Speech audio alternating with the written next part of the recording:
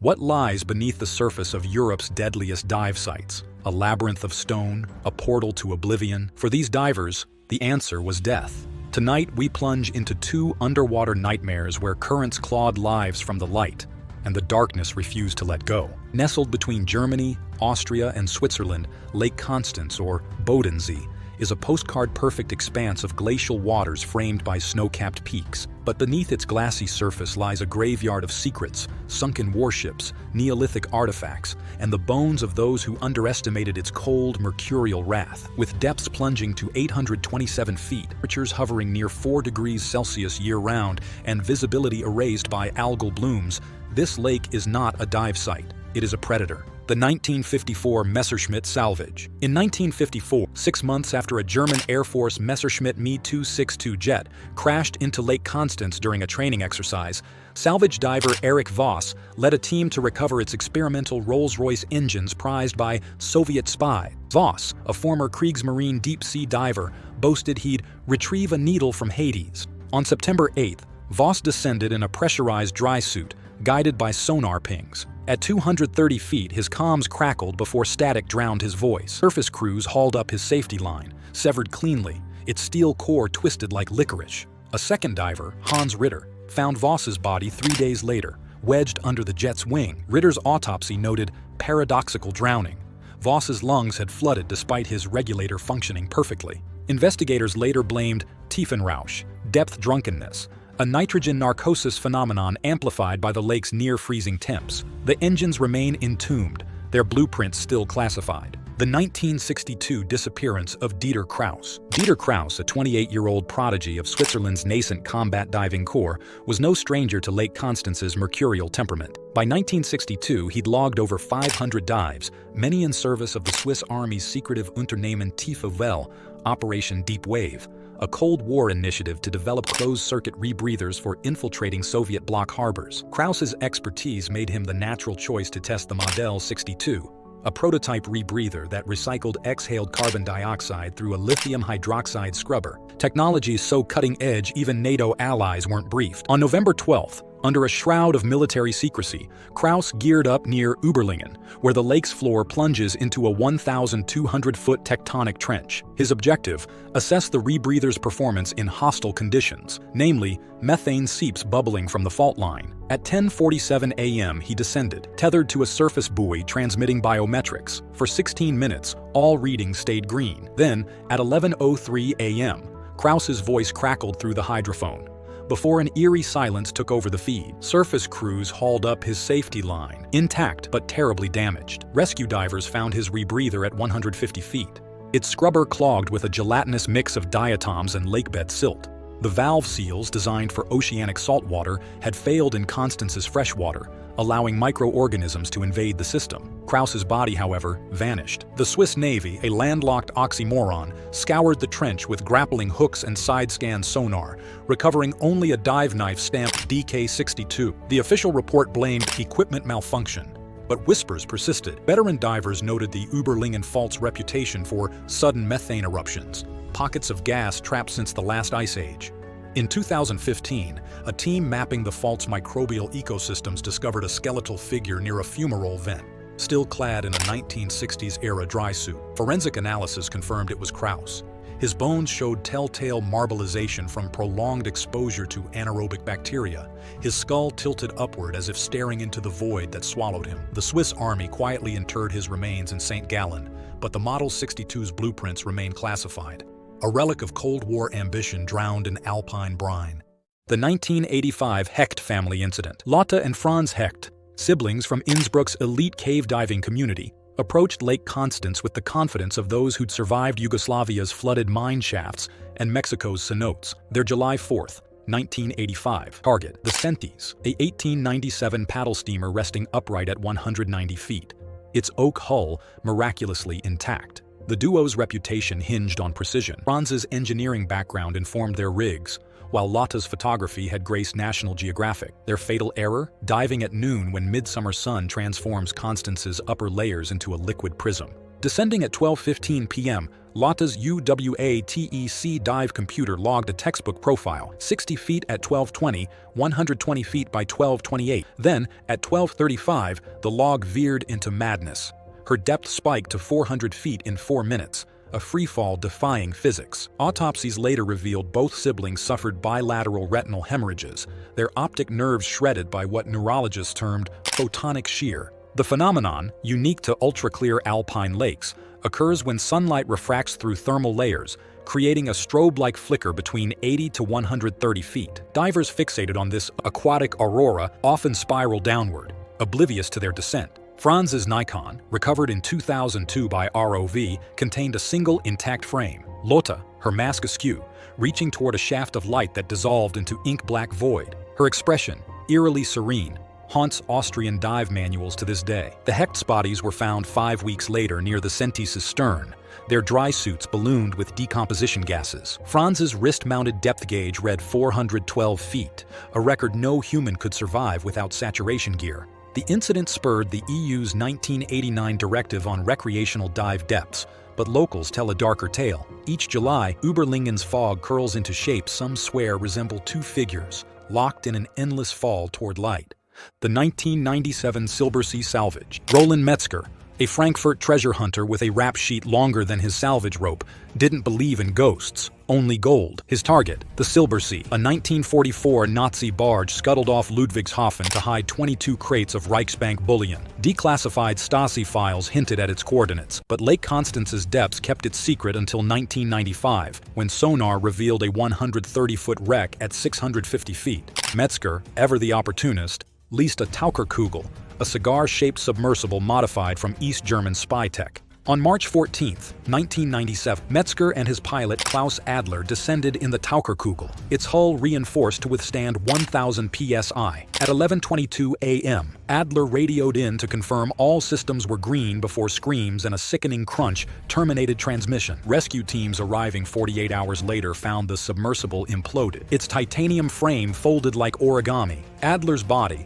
recovered 300 feet away, resembled a stomped beer can, per the coroner. Metzger's remains were fused to the pilot seat, his spine accordioned into a 32-inch column. Investigators initially blamed mechanical failure until geologists analyzed the debris. The Silbersee rested atop a methane hydrate deposit, a frozen mix of gas and water ice stable only below 500 feet. The sub's thrusters had heated the lake bed, triggering a phase shift. 10,000 cubic feet of methane erupted, destabilizing the trench walls. The resulting collapse generated a pressure wave equivalent to 12 tons of TNT, crushing the Taucherkugel in milliseconds. The German government sealed the site as a danger zone, but conspiracy theorists still whisper. In 2016, a rogue ROV survey detected metallic densities near the wreck, possibly gold, possibly another methane trap. As for Metzger, his ashes were scattered over the lake, an unexpected final resting place. The 2018 Junkers bomber discovery. In July 2018, Dr. Anke Müller, a marine archaeologist from the University of Konstanz, led a team to investigate a sonar anomaly near the Überlingen Fault, a jagged scar on Lake Constance's bed where Eurasian and African tectonic plates grind in slow motion. What they found defied expectation. A Junkers Ju-88A4 bomber, its fuselage intact, cockpit instruments gleaming, and wings splayed like a bird mid-flight. The plane, a relic of the legendary Night Witches squadron, had vanished during a 1944 raid on Swiss rail lines, its fate debated by historians for decades. Müller's ROV cameras revealed haunting details. A leather flight jacket draped over the co-pilot's seat, a thermos still lodged in a cup holder, and the pilot's altimeter frozen at 1,200 meters, the exact altitude recorded in Luftwaffe logs when radar contact was lost. Most chilling was the cockpit clock, stopped at 2:17 a.m., matching the distress call timestamp from Lake Constance's wartime Coast Guard. The bomber's pristine condition, preserved by near-freezing, oxygen-poor waters, made it a time capsule of terror, as Müller described it. But the lake guarded its prize. On October 9th, during a delicate artifact recovery operation, the ROV's tether snagged on the Junkers' starboard aileron. As engineers attempted to free it, sonar detected a silt avalanche cascading from the fault line, a common occurrence in active tectonic zones. When the cloud cleared, the wreck had vanished. Subsequent scans revealed a 30-foot fissure where the plane had rested, its collapse likely triggered by tremors from the fault's annual 1.2-centimeter shift. The discovery redefined Lake Constance's role in World War II history, proving it as both a battleground and a crypt. Miller's team published their findings in Marine Archaeology Review, but the bomber's final resting place remains unknown. The 2021 Anja Weber case. Anja Weber, a 34-year-old tech entrepreneur and freediving prodigy, viewed Lake Constance as the ultimate beta test. Her startup's flagship product, the Neptune Smart Suit, promised to revolutionize deep diving with AI-driven buoyancy control. Microcompressors in the wetsuit's lining adjusted trim in real time, while biometric sensors fed data to a neural network trained on 10,000 dive profiles. Weber's May 2021 attempt to break the lake's no-limits depth record, held since 1998 at 282 feet, was equal parts marketing stunt and personal obsession. On May 12th, she plunged near the Rhine inflow zone, where glacial meltwater collides with the lake's saline depths. For 90 seconds, the Neptune performed flawlessly, stabilizing her descent to 328 feet. Then, chaos. The AI, trained on oceanic salinity gradients, misread Constance's abrupt freshwater saline interface as a software glitch. It overcompensated, inflating her buoyancy compensator while she ascended, a fatal error akin to yanking a parachute during freefall. Weber rocketed upward at 18 feet per second, her body unable to off-gas nitrogen. By the time she breached the surface, capillaries in her brain and spinal cord had ruptured. Medics arriving via helicopter found her conscious but incoherent, slurring, "It's not the lake, it's the layers." She died en route to Konstanz Hospital, her bloodstream choked with nitrogen bubbles. The subsequent inquest blamed algorithmic overconfidence in untested environments. The Neptune's black box revealed the AI had prioritized ascent speed over safety, a flaw rooted in its oceanic training data. Weber's death spurred the 2022 EU regulation banning AI-driven dive gear in freshwater lakes, a legacy as layered as the waters that claimed her. Lake Constance's death toll since 1900 sits at a staggering 127 confirmed dead, 41 missing. Its bed is a dusty cabinet of human ambition, Roman coins, Celtic swords, and V-2 rocket parts, all guarded by hypothermia, methane, and tectonic tantrums. In 2022, Germany deployed a permanent sonar grid to monitor the Überlingen fault. It detected a 3.7 magnitude quake the next year.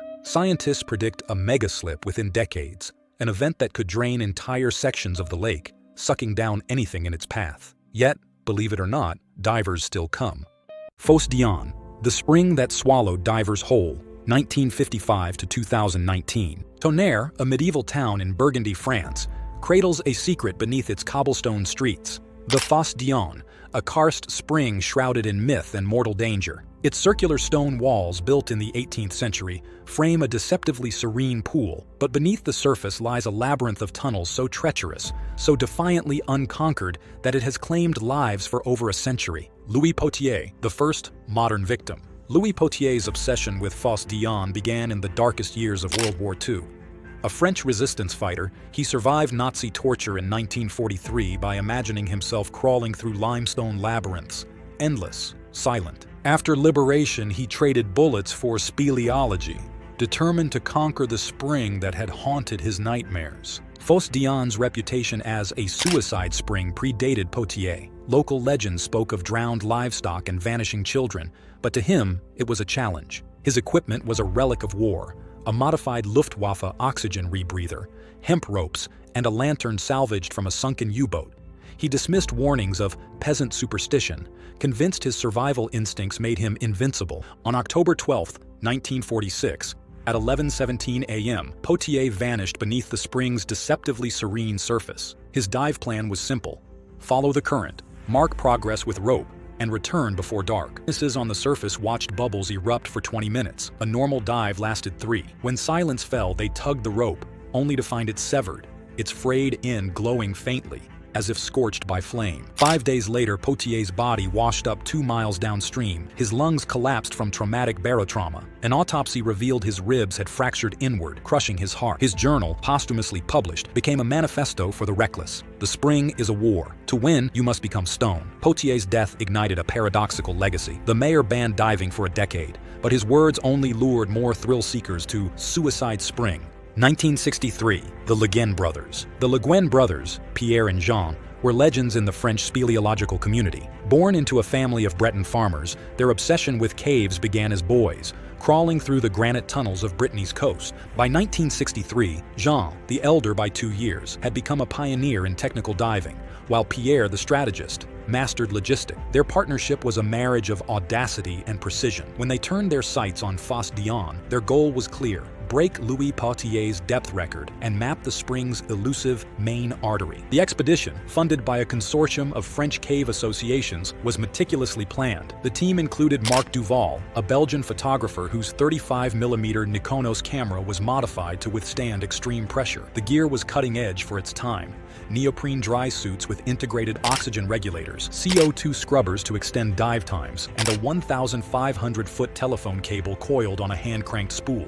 Jean's primary role was to descend first, testing the water's flow and temperature. Pierre, remaining topside, coordinated with engineers to monitor the cable's integrity. At 8:30 a.m. on November 7th, Jean submerged. The initial 100 feet were unremarkable, cold, dark, but navigable. By 500 feet, the current intensified, whirling around his legs like a living thing. At 1,181 feet, the cable's tension gauge spiked. Jean radioed in that the current was increasing and that Marc's light was out. Right before the transmission cut mid-sentence, viewers hauled Jean's body to the surface 3 hours later. His safety line was severed 6 inches from his waist, the edges frayed as if shredded by a hydraulic saw. Duval's camera, recovered days later, revealed a chilling truth. The final frame showed a limestone overhang collapsing directly above Marc's head, its debris cascading into the tunnel. The tragedy fractured the brothers' bond. Pierre, haunted by guilt, earned expedition logs and equipment, vanishing into obscurity. Jean, though physically unscathed, became a recluse, haunted by nightmares of the voiceless current. In a 1972 interview, he confessed, "We thought technology beat nature." The cave laughed. Locals whispered darker theories. Some claimed the brothers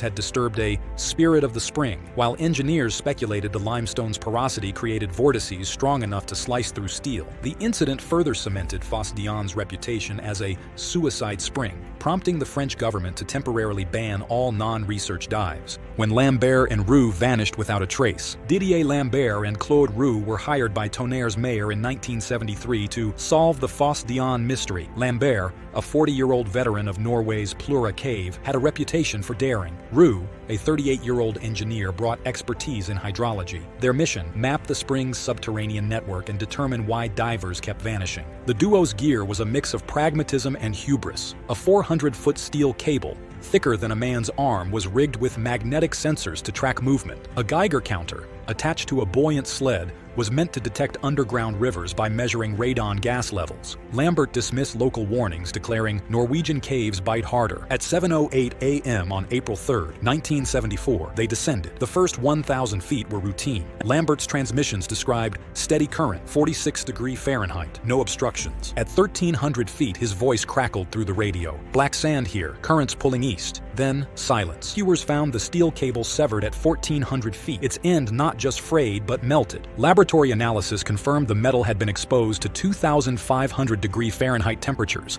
a near impossibility in the spring's icy waters. The Geiger sled, recovered 10 miles downstream, showed radon levels 100 times higher than normal, suggesting a hidden geothermal vent. Roux's widow, Simone, sued Tonnerre for entrapment, alleging the mayor's office knew of the risks. The court ruled the spring an act of God, but the case exposed bureaucratic negligence. Investigators later found the mayor had privately insured Lambert and Roux for $500,000 each, a figure far exceeding the expedition's budget. The mystery deepened in 1976 when a diver spotted a rusted steel cable in the Dordogne River, 150 miles away. Tests confirmed it matched Lambert's sled. Theorists posited the spring's currents looped through an underground river system, but no proof emerged. Patrick Menard, the rebel who defied the ban. Patrick Menard was Tonnerre's homegrown fool. A 29-year-old mechanic, he'd grown up hearing stories of Fosse d'Yonne's victims from his grandfather, a town cobbler who'd once tried to sell the spring's cursed water. Menard's defiance was simple and personal. "If it's in my backyard, I'll conquer it."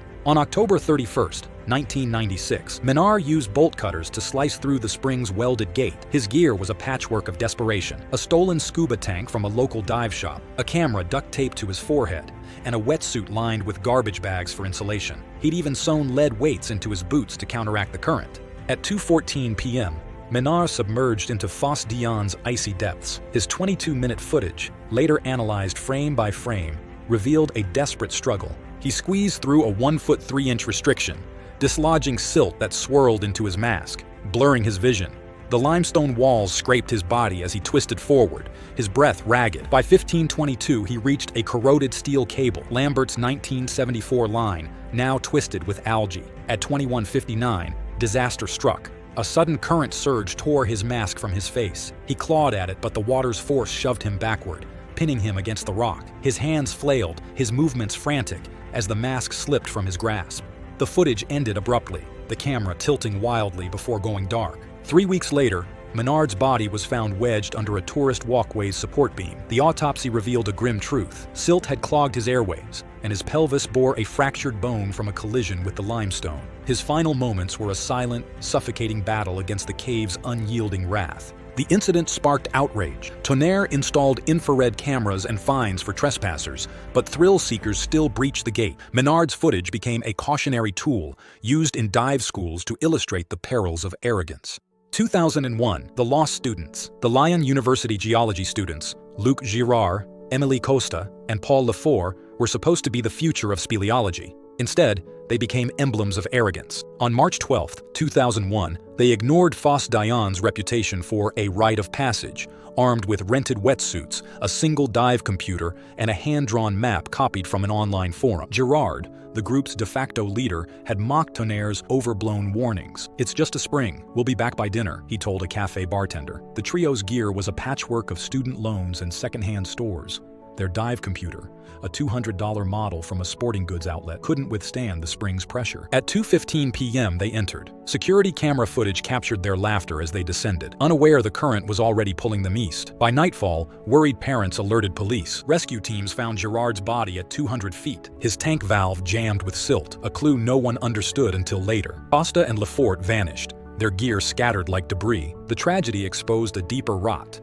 The students' maps were copied from a 1980s caving blog, riddled with inaccuracies. The dive computer's owner later admitted it had been repaired with duct tape. The university faced lawsuits, but the real fallout came from within the caving community. In 2003, France's Loi Spéléo mandated permits, gear inspections, and criminal penalties for illegal dives. Yet the students' fate lingered in the cave's lore. In 2010, a diver claimed to see a wetsuit-clad figure in the depths, a rumor that still haunts Tonnerre.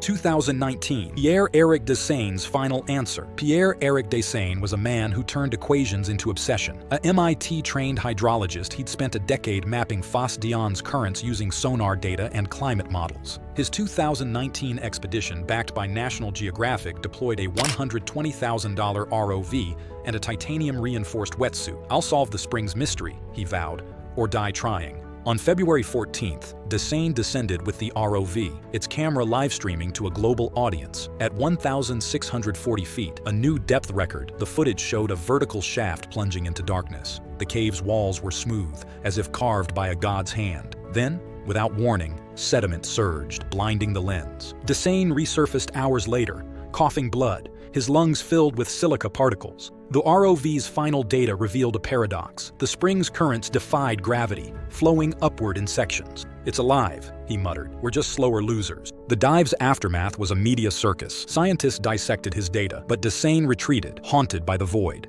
In 2023, Tonnerre's council approved limited research dives under military supervision. Dessaignes refused to participate. The spring doesn't want to be solved, it wants to be feared. Today, Fosse Dion's toll stands at 14 deaths, 3 missing. The 2023 expedition enters this October. Will they heed the past, or will the spring claim its 15th? Drowned. In the pitch-black depths of the Twin Caves, visibility increasingly dropped as the waters pressed in from all sides, thick and unrelenting, stirring up the sediments below. Panic sets in, breaths quickened. The only sound these divers could hear was the rhythmic hiss of their own breath through their diving regulator. What began as an exciting dive for 3 friends quickly turned into an unimaginable nightmare. Only 2 made it back. What went wrong that day?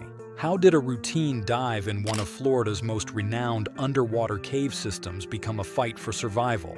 Let us dive into today's video as we uncover the tragedy of the Twin Caves. Twin Caves is well known for its complex system of tunnels beneath the water's surface. The intricate network of caverns includes several jump tunnels that branch off into broader tunnels, and 3 routes that stretch hundreds of feet below the surface. The Twin Caves are in Marianna, Florida, about 65 miles northwest of Tallahassee, at the base of Merritt's Mill Pond in a park. Merritt's Mill Pond's pure light blue waters and sparse vegetation make it a popular place to swim and dive. According to Cave Atlas, the Twin Caves are located around 880 feet from the swimming platform at the artificial pond. With 3 tubes that descend to even deeper depths, the cave system stretches back hundreds of feet. The cavern gradually drops from a depth of 20 to 100 feet. Cave adventurers caution that the cave system is a low-flow cave that, if divers are not careful, can quickly fill or become plugged with silt, resulting in zero visibility. Authorities have noted that if you become nervous in small places, this isn't the path for you, due to the cave's extreme tightness. 3 seasoned divers who were united by their love of exploration had set off on March 18, 2025. For them, cave diving was a vocation rather than just a pastime. Every plunge into the quiet underwater world was an experience, a test, and an opportunity to see the breathtaking beauty that lies beneath the surface of the planet. They were aware of the dangers and had received a great deal of training. However, no amount of experience could totally remove the threats that were concealed beneath Twin Caves' maze, even with their preparedness. It was intended to be a typical dive for these divers, an opportunity to discover and be in awe of the natural wonder beneath the surface. The caves, however, had other ideas. The conditions for the dive appeared to be ideal. The divers were able to see the complex rock formations and meandering tunnels ahead because of the great visibility provided by the crystal-clear water. It was a beautiful, tranquil setting, exactly what scuba divers want. The 3 moved steadily and deliberately as they ventured deeper, confident and ready. Using their diving gear, training, and expertise, each diver remained respectfully aware of their surroundings. However, the cave's erratic character was hidden beneath its seeming calm. The divers ventured farther into the depths, unaware of the danger that loomed, where even a slight disruption could make their voyage into a nightmarish ordeal. Conditions can quickly alter in underwater caves like Twin Caves. Silting, which occurs when fine sediment on the cave floor is disturbed, frequently by a diver's movement, is one of the main risks. A thick cloud is formed as the silt rises into the water, obstructing all vision. When there are no currents to wash it away, the darkness takes over. It is impervious to even the brightest dive lights. Divers can lose sight of their guidelines, which is the only way to return to safety. Panic may arise during this disorientation, leading to rapid breathing and oxygen deprivation. It is almost impossible to make a safe return without good vision or clear reasoning.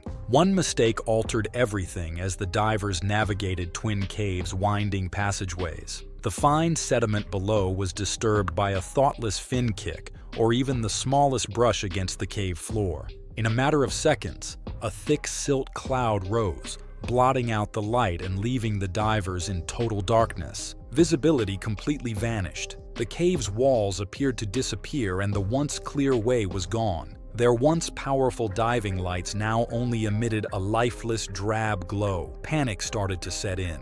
They tried to remain quiet, but the blackness around them felt oppressive, and muffled breathing reverberated through their regulators. With hand signals no longer visible, the divers scrambled to communicate.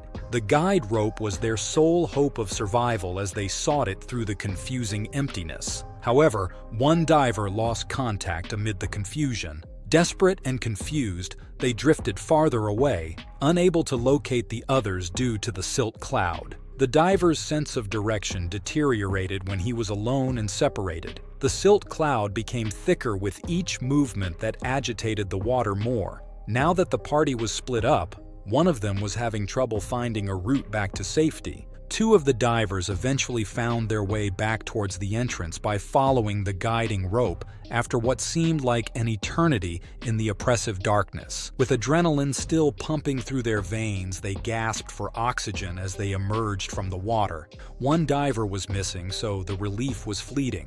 Urgency replaced panic. In the hopes that their friend would follow, they looked across the water's surface. But there was no sound in the cave. They promptly sounded the alarm after realizing how serious the situation was. The overdue diver warning was received by the Jackson County Sheriff's Office around 1:15 p.m.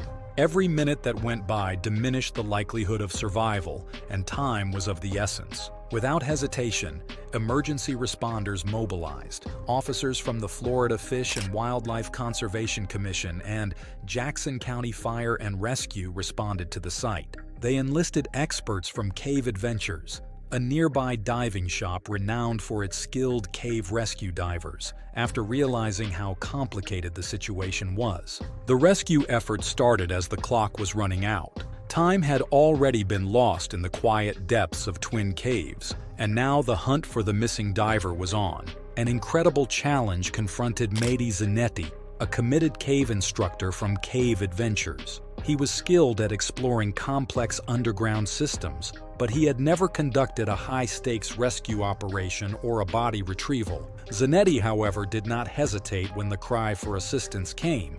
Darkness and the mounting fear of the unknown greeted him as he entered the Twin Caves. With silt obscuring the water and making seeing impossible, visibility had gotten to almost nothing. Zanetti, however, maintained his composure and trusted his instincts and training. He located one of the missing divers, a woman who was frantically looking for her companion after carefully making his way through the labyrinthine tunnels. She was alive despite the tense circumstances. After promptly evaluating her condition and making sure she was stable, Zanetti observed her as she walked to safety. He came to the sobering realization that the other diver was still out when he surfaced. Every second counted and time was running out. Zanetti made a crucial choice, determined to keep searching. He changed from his rebreather to open-circuit scuba gear and got ready to go down again. Open-circuit scuba has a limited air supply, the switch was dangerous, and the cave's circumstances were only becoming worse. Knowing that the diver's life hinged on his tenacity, Zanetti persisted. It was completely black within the cave. He could no longer see and had to rely solely on touch to navigate. Aware of the jagged rocks and tight spaces, he felt his way along the rugged cave walls. The blackness became even more opaque as each movement agitated more silt. Zanetti's concentration never faltered, even though panic could have easily set in. Desperate to find any indication of the missing diver, his hands followed curves and lines on the cold stone. The silence was suffocating, the tension intolerable. It was an endurance test against the harsh conditions of the cave, time and fear. Zanetti's bravery and tenacity, however, kept him going despite everything, praying for a miracle every second. As the rescue went on, minutes seemed like hours. Above the surface, waiting family members' hearts were torn between hope and terror. Their pain increased with each moment that went by without any news. A few stood motionless, while others paced tensely, staring at the water's edge. There was too much ambiguity. The emotional toll was as devastating for Mady Zanetti. He was an experienced cave instructor, but this was his first time recovering physically. His determination was weakened by the prospect of what he may discover. As he made his way down the dark cave, every breath reverberated in his ears. Everything was obscured by the silt, and he had to rely only on touch. Every action was planned. There was a fear of failing. His head was full of questions. Was there something he had overlooked? Would he be able to locate the diver alive? But he persisted even as hope waned. He could not comprehend that stopping now would mean giving up completely. The family's suffering increased above. Expectations were raised with each diver who emerged from the cave, but they were dashed by the quiet. However, they held on to optimism because they were hesitant to let up. Zanetti's resolve remained unwavering below. He was aware that the family needed explanations. He was determined to complete the mission, no matter how terrible the result was, motivated by bravery, tenacity, and an unwavering desire to find closure. Every choice you make has the potential to make the difference between life and death. Mady Zanetti's decision to use open-circuit scuba equipment instead of a rebreather was not unique. Open-circuit devices release bubbles, which reduces dive time but offers more control and dependability in erratic conditions than rebreathers, which recycle exhaled air for longer dives. By prioritizing safety and visibility in the deteriorating underground environment, Zanetti saw the transition as a calculated risk. Rescues from caves are infamously difficult. Due to silt clouding the water, visibility frequently decreases to zero, leaving divers to rely only on touch. Additionally, communication was practically impossible without unobstructed sight. No signals, no radios. Divers used tried-and-true hand taps and line tugs, but these techniques were ineffective in the whirling blackness. Zanetti's instincts took over as she blindly navigated the winding corridors of the cave. The intensity of the mission was reflected in every beat of his heart. Despite the odds being against him, he never considered giving up. His determination stayed unwavering in the cave's unrelenting silence, which is a tribute to his bravery and the harsh realities of cave rescue. Mehdi Zanetti's hands moved purposefully around the cave walls in the oppressive darkness. The weight of uncertainty was crushing down, and the silence was deafening. Then, all of a sudden, a devastating insight.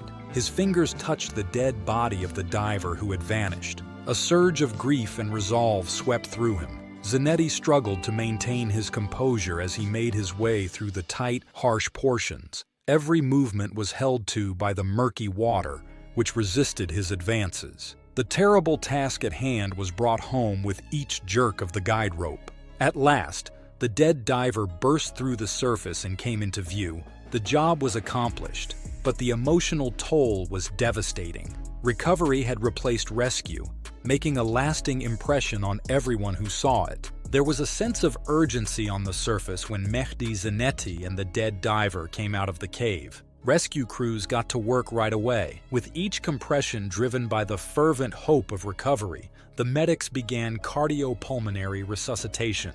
The minutes passed with no sign of life, despite the rhythmic efforts to pull the diver back. The awful words were finally uttered. The diver was declared dead. The rescue scene was silent. Grief now weighed on faces that had once been stiff with determination.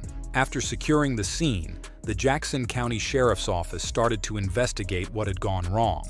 Each piece of equipment was a possible clue, and it was carefully collected for analysis. Expert divers like Ed Sorensen and Florida Fish and Wildlife investigators were ready to examine the diver's equipment and look for any mistakes or malfunctions. Zanetti, the remaining divers and responders were interviewed. The silt, the confusion, and the enormous panic that preceded the disaster were all depicted in each report. Still, it was unclear if this could have been avoided. Following the incident, the cave diving community had to deal with the sobering reminder of the risks associated with the activity.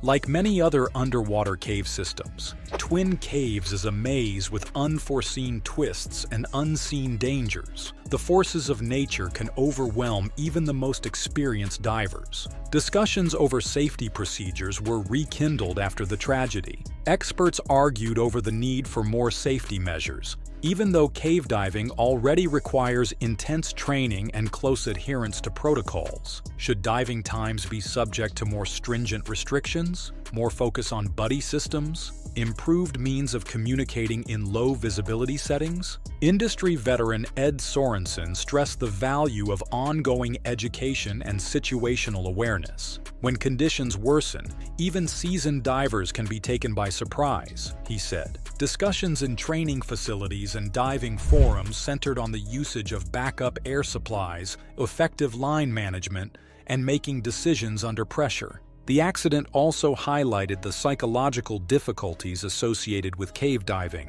A diver's deadliest enemy is panic. Therefore, training that mimics high-stress situations can save lives. To make sure divers are ready for the worst, there were also discussions about promoting more frequent rescue exercises. The tragedy's human component persisted despite the ongoing technical analyses and safety discussions. The diver was a person with dreams, loved ones, and a common interest in undersea exploration. They were more than just a victim. Their passing created a hole in the community, and friends and other divers expressed their sorrow. Many people praised Mehdi Zanetti's courage. Even though it was his first recovery mission, his tenacity and fortitude were clear. He bravely faced insurmountable hurdles as he ventured into the unknown. Although he will surely carry the emotional scars of the encounter with him, his efforts demonstrated the enormous responsibility rescue divers bear. The community considered the indisputable appeal of discovery as they paid tribute to the diver. Humans are naturally curious and want to see the wonder and beauty that lie beneath the surface of the world. However, there are risks associated with this pursuit. One of the most difficult and harsh types of exploration is still cave diving, where environmental awareness and preparation are crucial. These facts are brought home by the Twin Caves incident. It exhorts divers to be modest and cautious in their approach, to treasure each successful dive and to keep in mind others who were less fortunate. In remembrance of those who ventured before them, the diving community also keeps up its dedication to making every descent safer by exchanging tales and lessons. Thank you for watching. Do not forget to subscribe, like, and comment. Bye for now. We'll see you in our upcoming video. What happens when curiosity drags you into a labyrinth of liquid darkness? For two thrill seekers in Spain's deadliest cave, the answer was a nightmare that defied survival. Until it didn't. The Costa Brava coastline, a sun-soaked stretch of northeastern Spain, is famed for its golden cliffs, crystalline waters, and beaches dotted with umbrella pines. Tourists flock to its resorts, Tossa de Mar, Lloret de Mar, to snorkel in coves where sunlight dapples schools of neon-colored fish. But beneath this postcard-perfect veneer lurks a maze of underwater caves, carved over millennia by tectonic shifts and corrosive saltwater. The most infamous of these is Cove dels Arace, a jagged fissure hidden 23 feet below the surface near the remote Cap de Creus Peninsula. Locals call it the Cave of Caskets, a nod to its history as a graveyard for overconfident divers.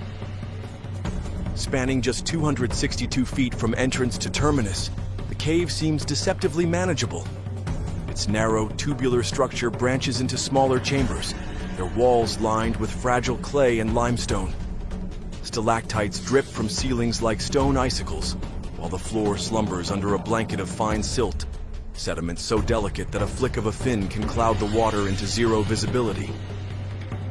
Unlike larger cave systems, Cove dels Arace lacks natural light beyond its mouth, plunging divers into absolute darkness within seconds.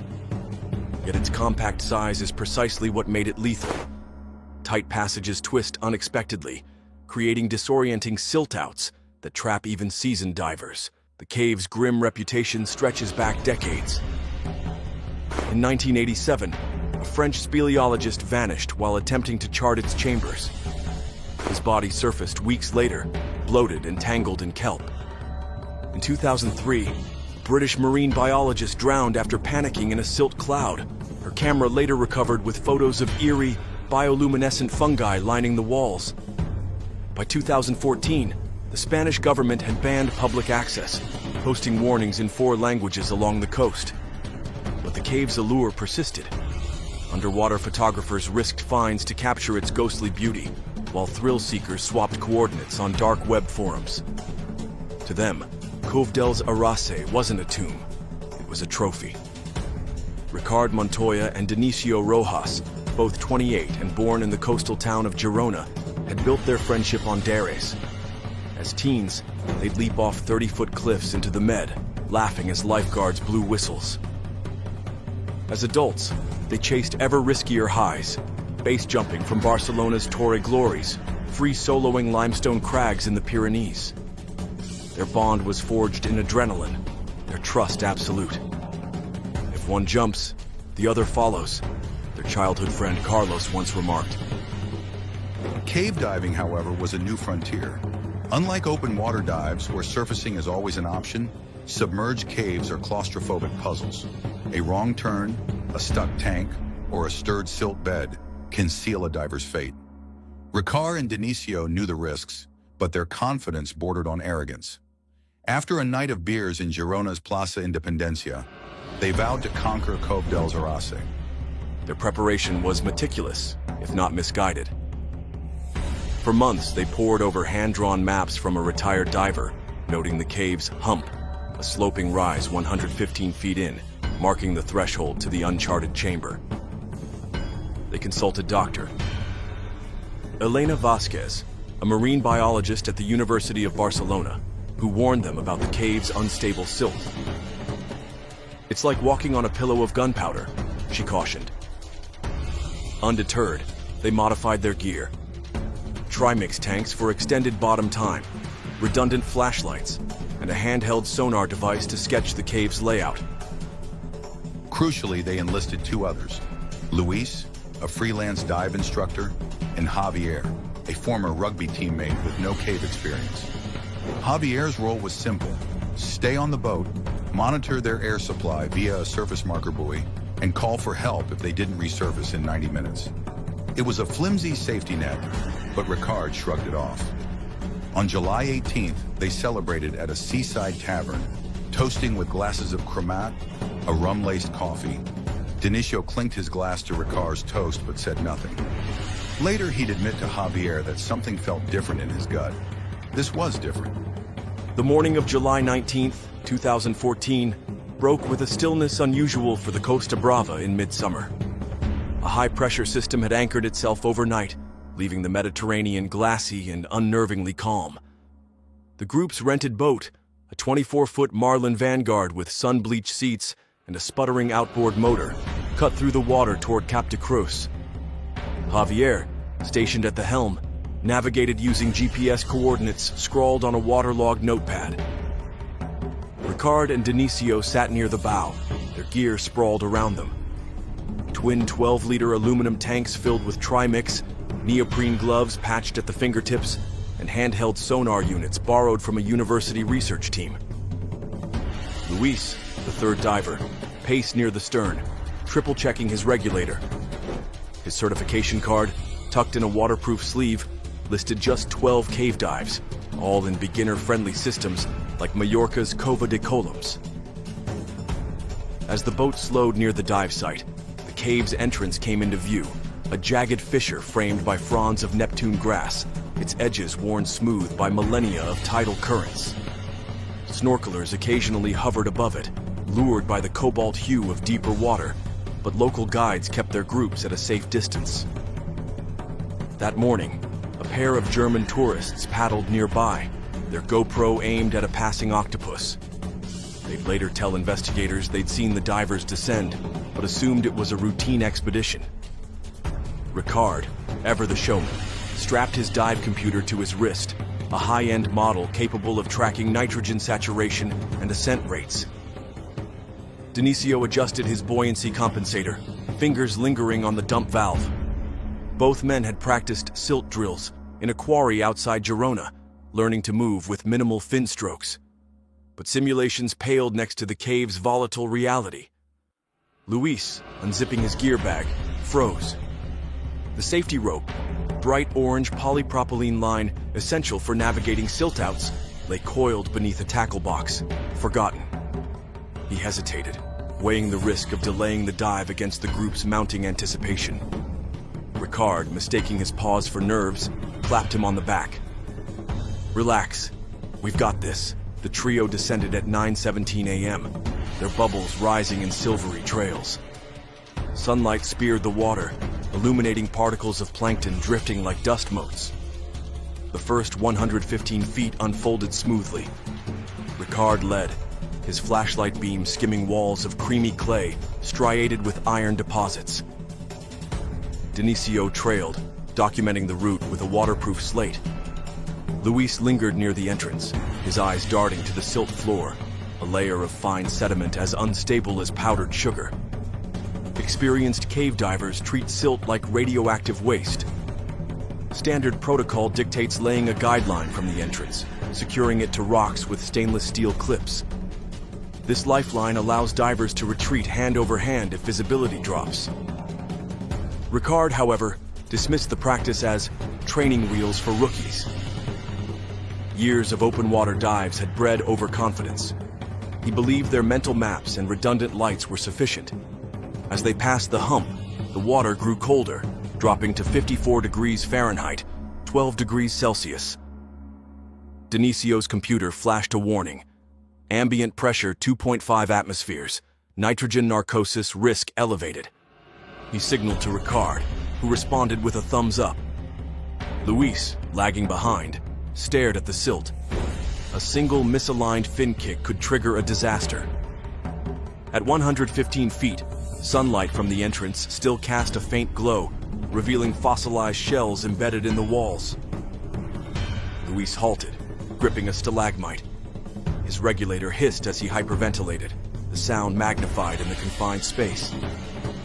Years later, he described the moment as a primal alarm, a realization that their plan was fatally flawed. Without the guideline, even a minor silt disturbance could erase their exit route. He signaled aboard, pointing emphatically upward. Ricard shook his head, tapping his temple. "Trust me." Denisio hovered, torn. Luis's training overrode loyalty. He retreated, kicking gently to avoid stirring the silt. The others watched his flashlight fade, leaving them alone in the encroaching dark.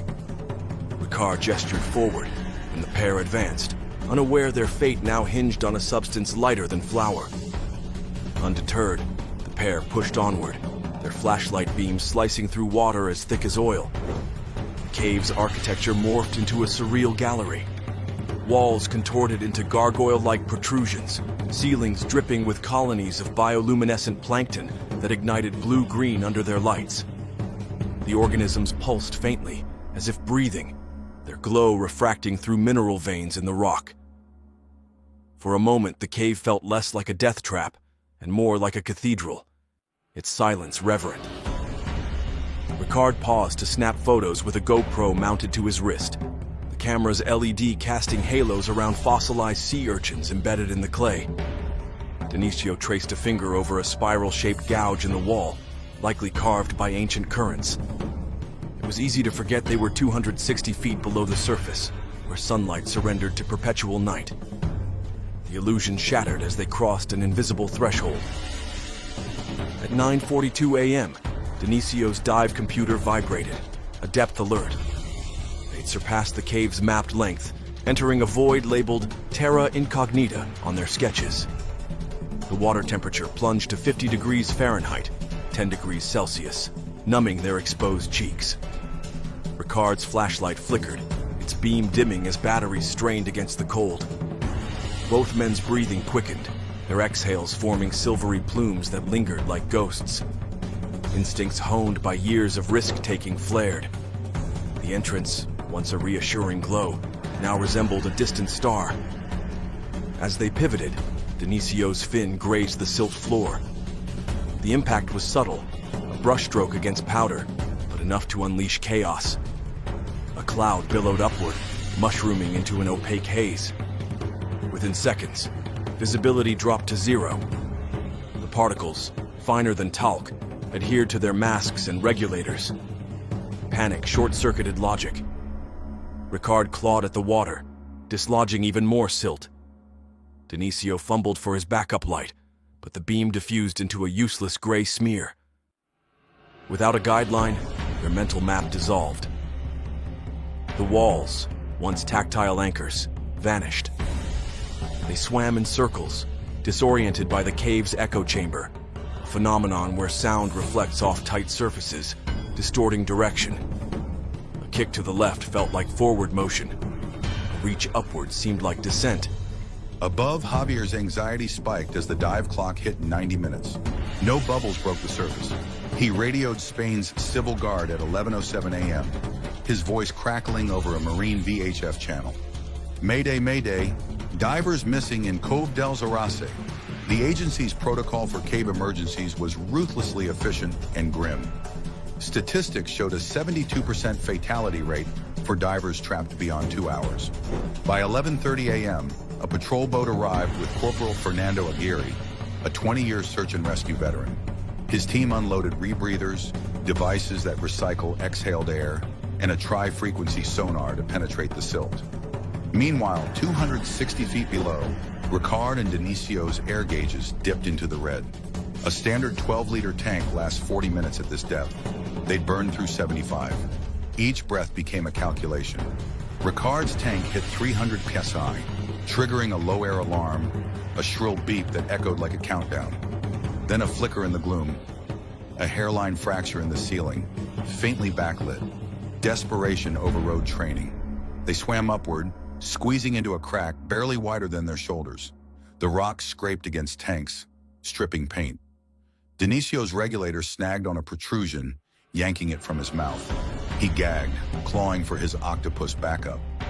The crack opened into a bell-shaped cavity, its ceiling trapping a pocket of air. A geological fluke caused by decaying organic matter, releasing oxygen over centuries. The men breached the surface, gulping rancid air that reeked of sulfur and damp stone. Their relief was short-lived. The chamber measured 6 feet across, its walls slick with algae. No exit, no light, just a temporary reprieve. Ricard's computer logged the time, 11:59 a.m. They had air for 20 minutes. Above, Aguirre's sonar detected their tank's metal. A blip on a screen, nothing more. Trapped in the air pocket, the divers inhabited a claustrophobic snow globe of doom, a space barely larger than a coffin, its walls weeping condensation onto water blacker than crude oil. The chamber's atmosphere was a cocktail of decay, sulfur from anaerobic bacteria, metallic tang from leaching iron ore, and the sour stench of fear. Every exhale pumped carbon dioxide into the stagnant void, pushing O2 levels toward the critical 19.5% threshold where cognition crumbles.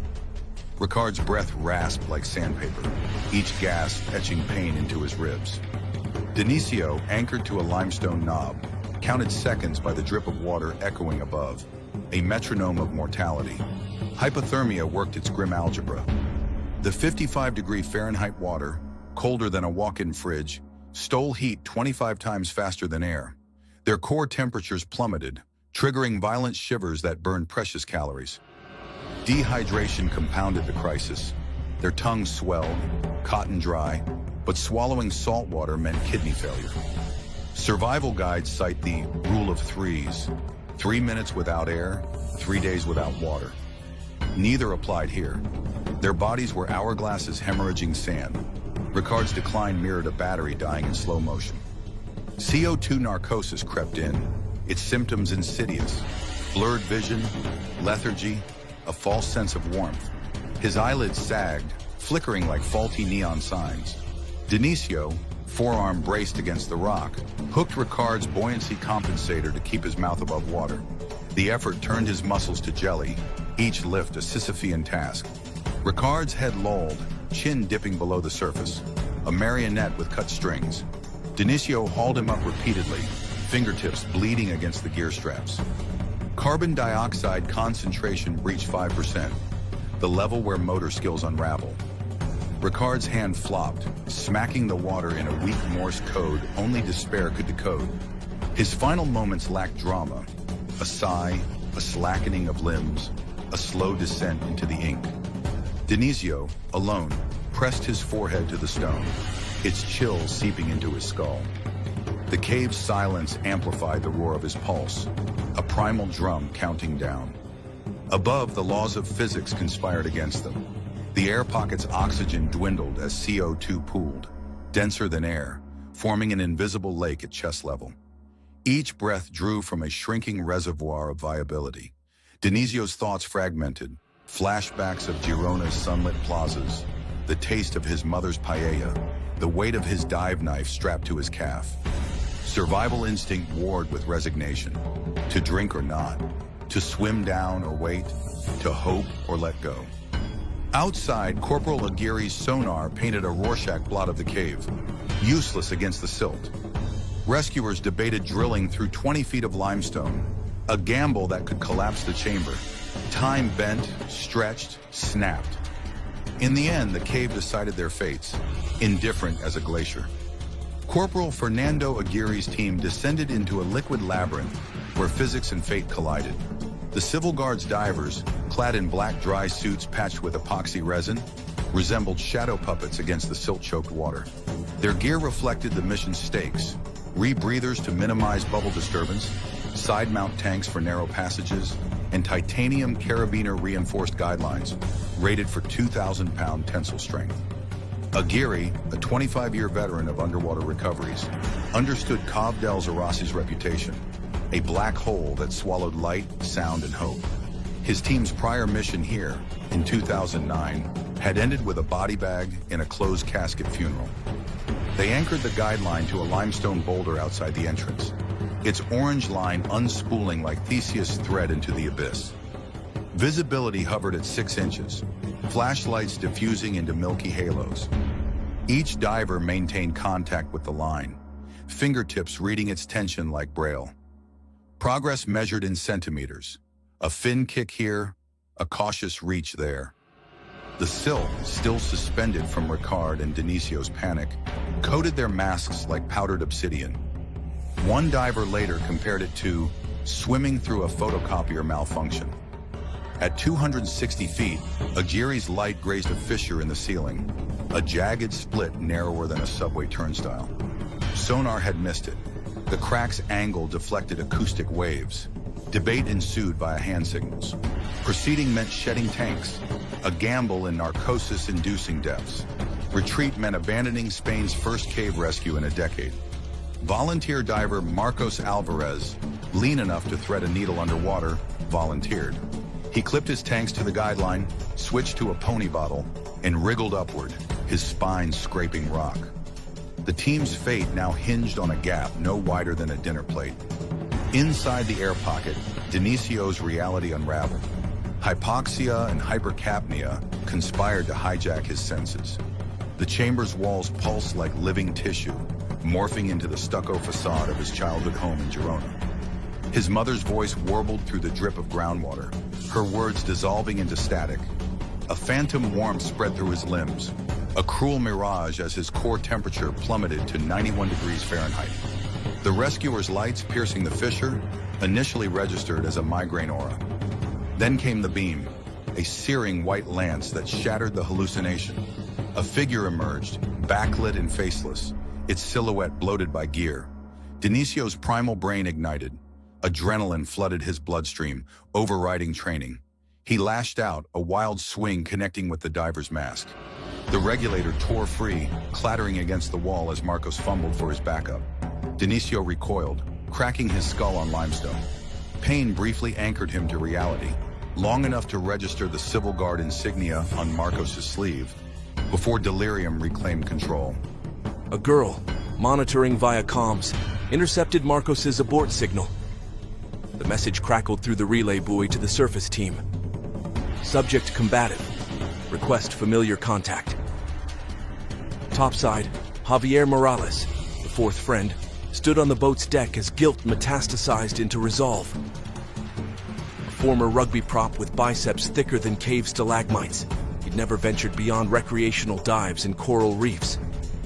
Now, clad in a borrowed dry suit 2 sizes too small, he resembled a sausage straining its casing. Corporal Aguirre's orders looped in his mind. Stay close. Follow the line. Don't touch anything. The cave didn't care about his inexperience.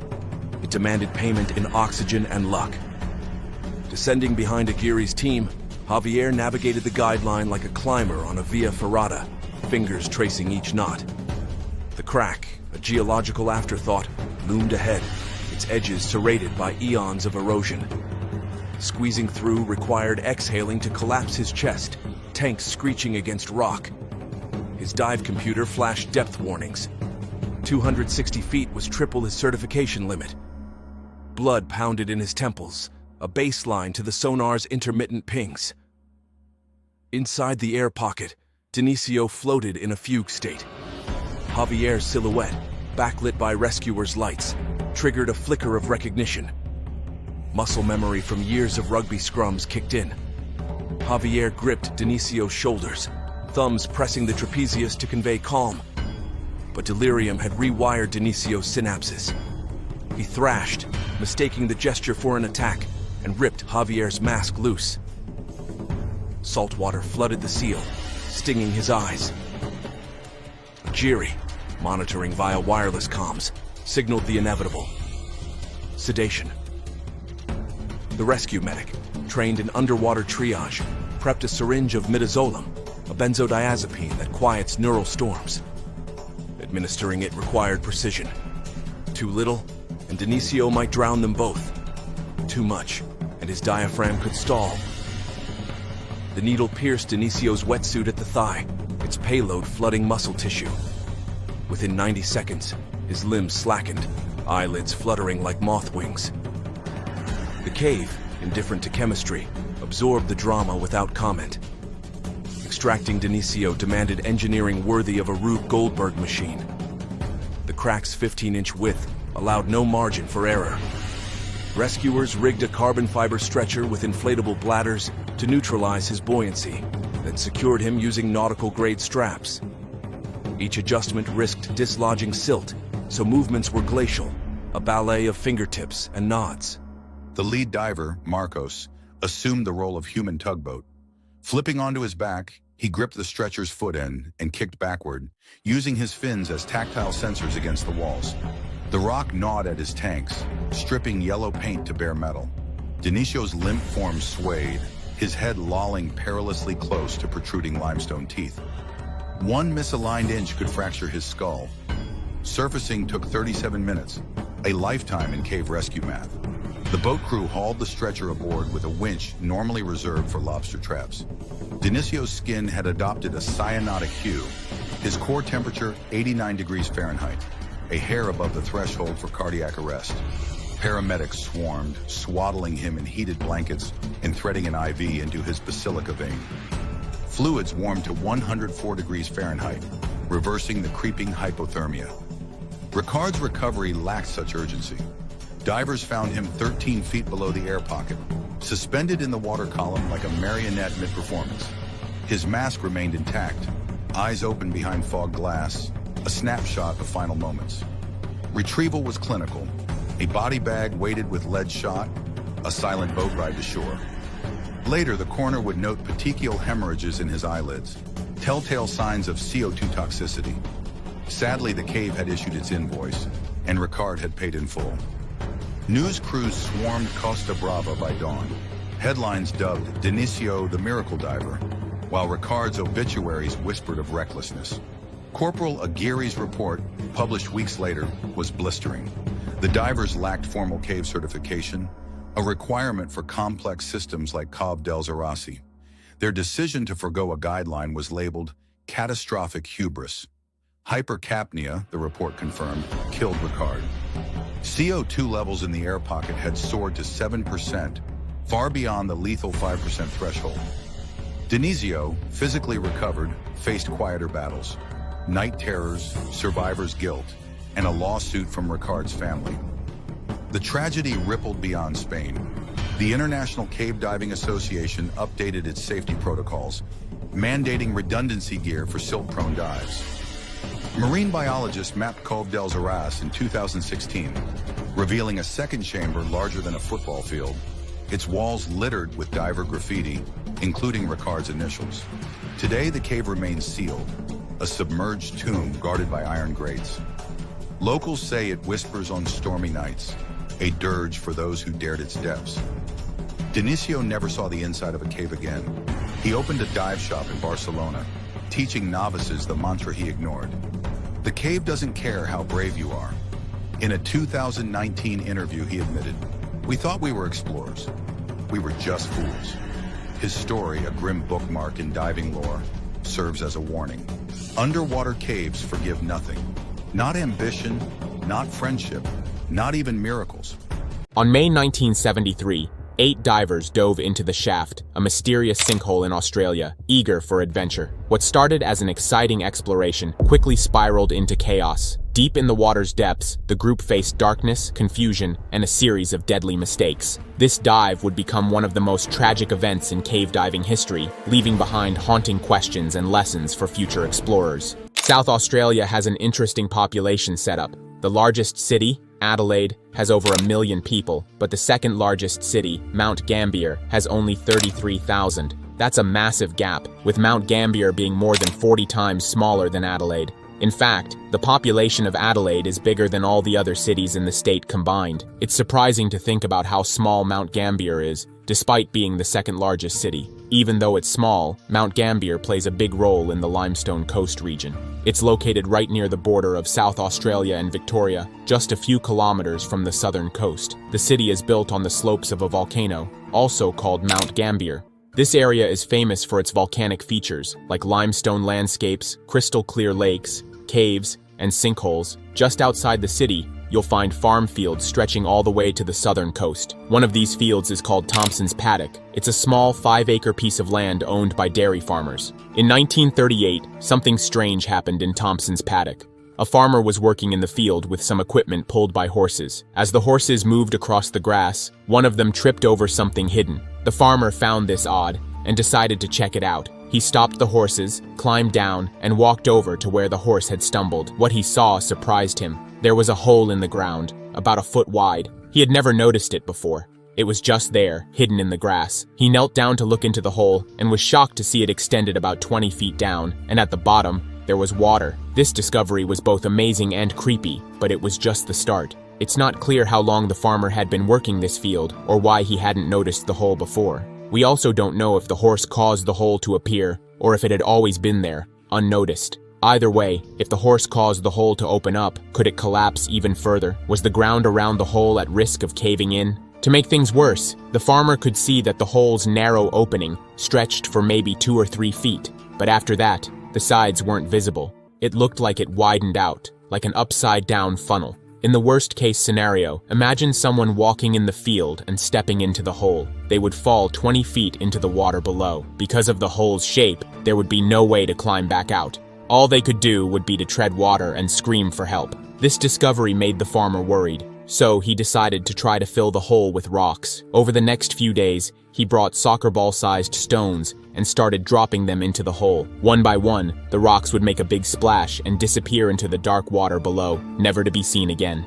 The farmer dumped the first dozen rocks into the hole, and they just kept disappearing. Then, he dropped several dozen more into the hole. The dozens of rocks turned into hundreds, then into 1,000, and still, none of them could be seen at the bottom. After trying for a while, they gave up. The rocks seemed to vanish into the hole, as though the hole was bottomless. The farmer then had to be careful around the opening and hope it wouldn't collapse more. Soon, news spread about the strange hole, and people started coming to see it for themselves. It was later discovered that the hole was a limestone sinkhole, where water had slowly dissolved the rocks underneath, creating a large opening just a few feet below the surface. The hole, originally just a foot wide, was widened to about 3 feet or 1 meter, so it could be explored more easily. In the mid-1960s, a diver was the first person to go into the cave. He was lowered 23 feet, or 7 meters down into the opening, where he touched the water's surface. What he saw was surprising. It wasn't just a small hole, but a small lake. Right beneath the entrance, the space was narrow, but by the time he reached the water's surface, the room was 56 feet or 17 meters wide. On a sunny day, at noon, sunlight would shine through the opening and create a blue beam of light that lit up the room and the water.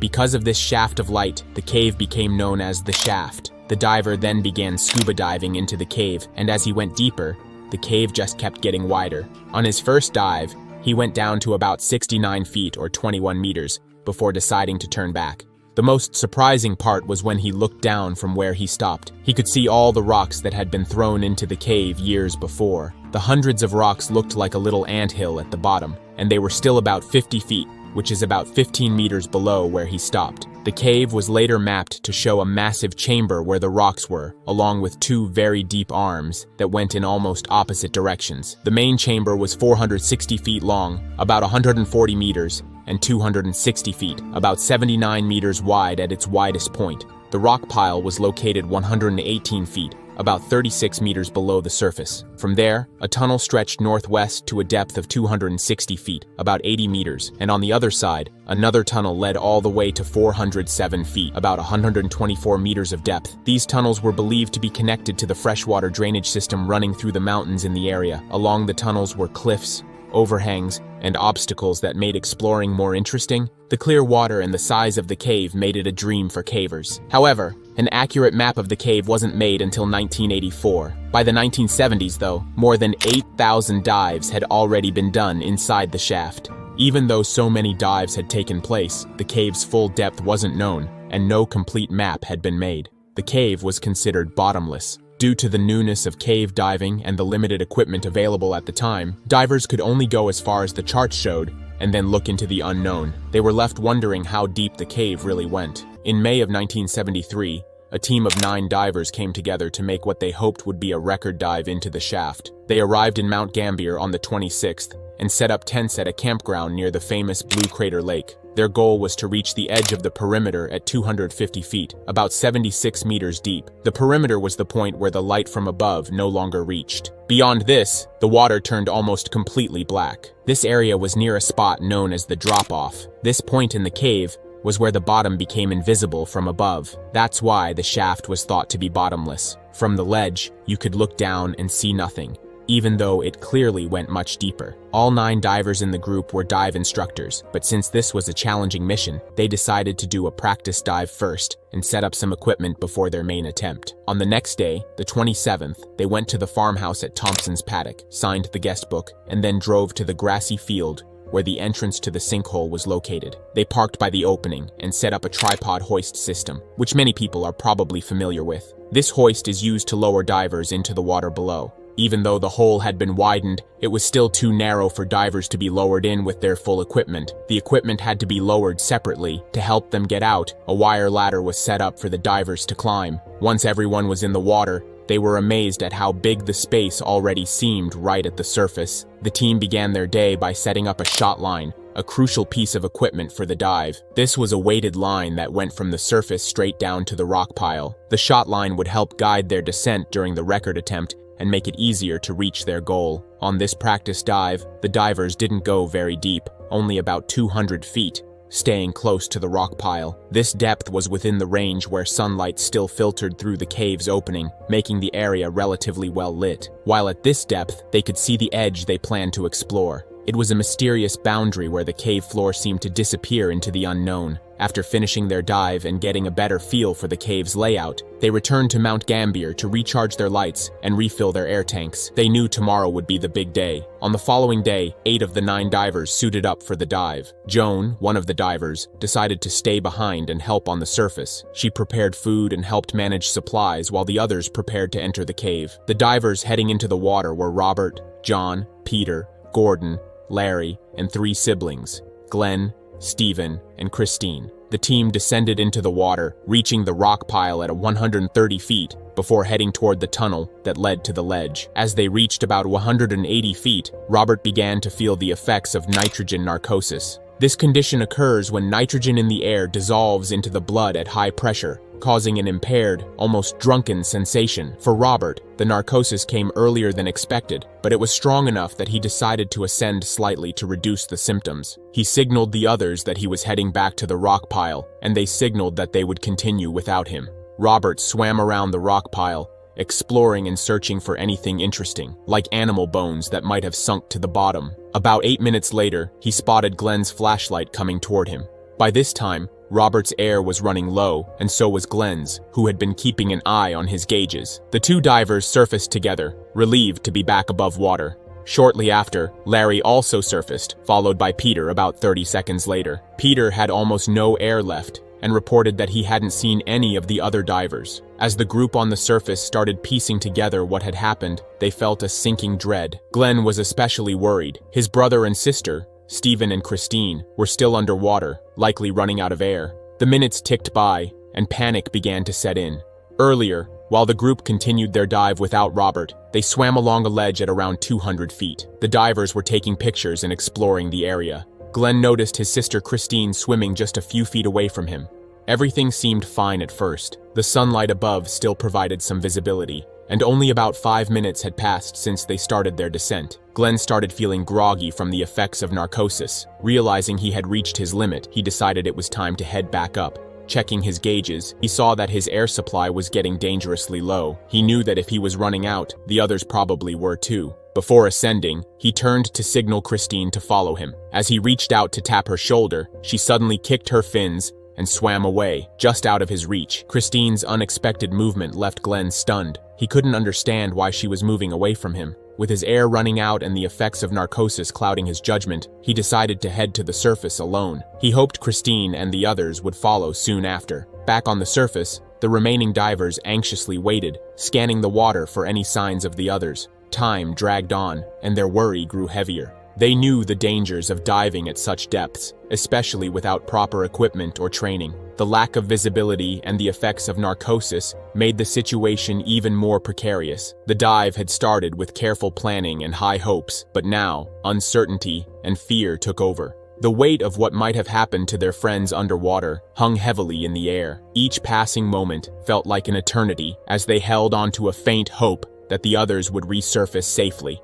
Glenn decided it was time to surface. He thought the others would follow soon, so he started swimming upwards. On the way, he met Robert, and they surfaced together. Around this time, chaos erupted in the cave. A mix of problems turned this into one of the deadliest cave diving accidents ever recorded. Just before Glenn began ascending, Peter felt the effects of narcosis worsening. He wanted to check Glenn's depth gauge, but Glenn had already started heading up. Left alone, Peter scanned the area. He saw two divers heading toward the exit. When he checked his air supply, he realized time was running out. He turned toward what he thought was the exit, but noticed something terrifying. The cave had become nearly pitch dark. He couldn't see the way out. Not long after the divers entered the cave, clouds covered the area, blocking much of the light that normally filtered in. Peter swam around, trying to locate the exit, but things got worse. The bottom of the cave was stirred up, and the water became murky with silt. Visibility dropped drastically, and the divers were scattered. In the deepest part of the cave, 3 divers were grouped together.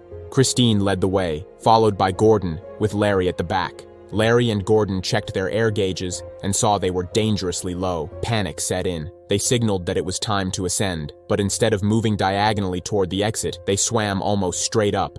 The structure of the cave added to the confusion. In limestone caves, pockets in the ceiling can form from rock breaking away. These pockets can trap air exhaled by divers, creating a mirror-like reflection. To the divers, it looked like the surface of the water near the entrance. Their flashlights bounced off this illusion. Disoriented, Gordon and Christine thought they were heading in the right direction. They swam directly up, hitting the cave ceiling. Frantically, they shone their flashlights around, hoping to find the exit. At that moment, Larry's light went out. He drifted downward for a moment, and when his light came back on, he spotted another diver in the distance. From this new angle, Larry saw the real entrance far ahead. He made a desperate swim for it and surfaced, just as Glenn and Robert did. Peter also managed to escape the murky water and surfaced shortly after Larry. Relief was short-lived. 4 divers were still missing, including Glenn's brother and sister. Desperate to find them, Glenn grabbed a spare air tank and dove back down. He reached the edge of a cliff at 225 feet, about 68.5 meters. There, he found his brother's flashlight and camera lying on the bottom. He tried to look further, but the water beyond was so full of silt that visibility was zero. Determined, Glenn went over the drop-off into the silt. As soon as he entered, he couldn't even see his own hand in front of his face. Panic gripped him. He quickly swam back to the rock pile's edge and waited, staring into the darkness, hoping for any sign of movement. After a while, he realized there was nothing more he could do and returned to the surface. Peter dove down after Glenn but also found nothing. By the time Peter resurfaced, an ambulance had arrived. The realization hit everyone that the missing divers were likely gone. Soon, the police arrived and planned a recovery operation for the following day. The next day, police divers descended into the cave, reaching 200 feet. However, the water was still clouded with silt, and they couldn't locate any bodies. They made a second attempt the day after, but still had no success. The depth of the recovery was unprecedented, pushing the limits of their training. The police halted the search until they could get more training, which would take months. In January the following year, the bodies had still not been recovered. A film crew making a cave diving documentary got permission from the landowners to film inside the cave. On January 22nd, they descended to a depth of 50 feet, with professional lighting equipment that lit up the cave as bright as daylight. While setting up, one of the technicians noticed what appeared to be a third person behind 2 of his teammates. Nervous, they investigated and found a body in a wetsuit. They immediately stopped filming and surfaced to notify the police. The next day, the police recovered the body, which was stuck under a ledge just 50 feet deep. Later, it was determined that the recovered body was Stephen, one of the siblings. In March of that year, the landowners became increasingly uneasy about the remaining bodies still being inside the cave. They sought help from a team of experienced divers with better equipment. On March 9, 1974, the team of divers began a new search. At 185 feet, they discovered another body lying on the bottom. They found another person directly below them during the search. Then, just 20 feet deeper, they discovered the final body. It was John, wedged beneath a rock ledge, recovering his body was no easy task. Because of the depth and the way he was stuck, it took until April, a whole month later, for John's body to be retrieved. Nearly a year earlier, on that tragic day, something horrifying is believed to have happened. Christine and Gordon likely ran out of air while trapped in a dome-shaped pocket near the ceiling of the cave. With no way out and nothing they could do, it's thought they died holding onto each other. That's why their bodies were found so close together. There's a haunting account from one of the survivors about John. Someone had seen another diver swimming strongly, but deeper into the cave, while everyone else was heading toward the surface. That diver is believed to have been John. His actions seemed unusual, but it's likely he was heavily affected by nitrogen narcosis. This condition can disorient divers and impair their judgment, which could explain why John was heading deeper instead of trying to escape. Not much is known about Stephen's last moments. His body was found higher up compared to the others, near the ceiling rather than at the bottom. When he was discovered, his buoyancy device was inflated. This device made him float and kept him pressed against the roof of the cave. It's possible that Stephen tried to find his way out by following the ceiling in the dark, hoping to crawl along it toward the exit. Sadly, he must have run out of air before he could escape. No one saw what happened to him, so his final moments remain a mystery. This accident is considered the worst cave diving disaster in history. In the years before this tragedy, there were already several fatal incidents in nearby sinkholes around the Mount Gambier area. The shaft disaster, however, was the breaking point. It pushed people to take action. In response, the Cave Divers Association of Australia was created. Its main goal was to regulate cave diving and prevent similar tragedies from happening again. Looking back, it's clear the divers made some critical mistakes. They shouldn't have entered the cave without specific training and knowledge about cave diving. Today, it's easy to say they should have used specialized gas mixtures instead of regular air. But back then, those gas mixtures weren't widely available. Even more importantly, they should have used guidelines to mark their path through the cave.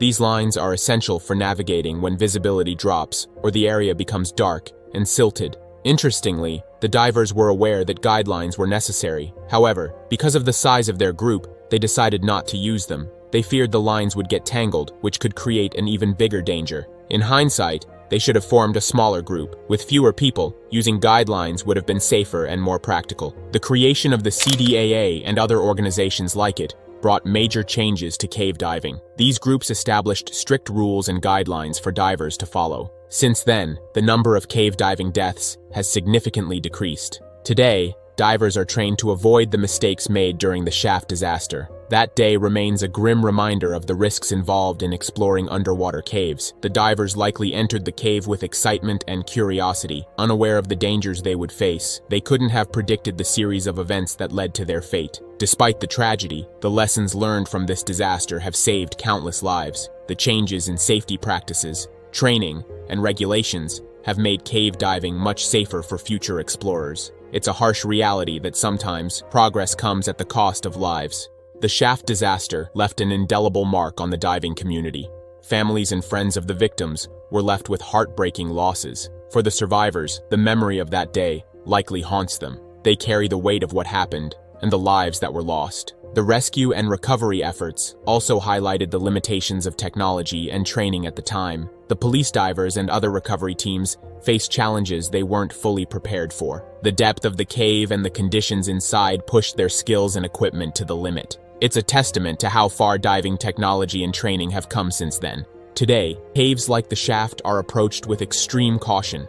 Divers are required to have proper training, certification, and equipment before entering such dangerous environments. The importance of guidelines, backup plans, and understanding the risks cannot be overstated. The survivors of the shaft disaster serve as a reminder of both the resilience and vulnerability of human life. They escaped against incredible odds, but their stories also shed light on the mistakes and missteps that contributed to the tragedy. The shaft remains a somber place, a silent witness to the events of that day. For those who lost their lives, it stands as a memorial. For the diving community, it's a powerful lesson about the importance of preparation, caution, and respect for the unknown.